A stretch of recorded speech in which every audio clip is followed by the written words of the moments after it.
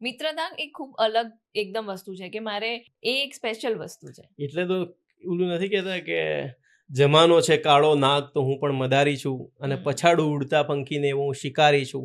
તમે ગમે એટલા મોટા માણસ હોય, ગમે એટલા, પણ તમે તમારા મિત્ર આગળ તો નીચા જ રહેવાના, કારણ કે એને એ પરિસ્થિતિમાં તમને જાણ્યા છે કે જ્યારે તમે કશું જ ન હતા, બરાબર. અને અત્યારે તમે ગમે તે સ્ટેજ ઉપર પહોંચવાના. તો આનામાં કે જમાનો છે કાળો નાગ તો હું પણ મદારી છું અને પછાડું ઉડતા પંખીને એવો હું શિકારી છું અને બેતાજ બાદશાહ છું હું આખી આલમનો, છતાં પણ તારી મિત્રતાની મીઠી નજર કાજ હું ભિખારી છું, હું ભિખારી છું. એટલે મિત્રતા ગરીબીમાંથી થઈ હોય ને અમીર થાવ અને પછી જે એન્જોય કરવાના દિવસો હોય છે ને, અને હું તો કહું છું એના માટે મિત્ર હોવો જોઈએ, એક મિત્ર કે જે તમારું બધું જ જાણતો હોય.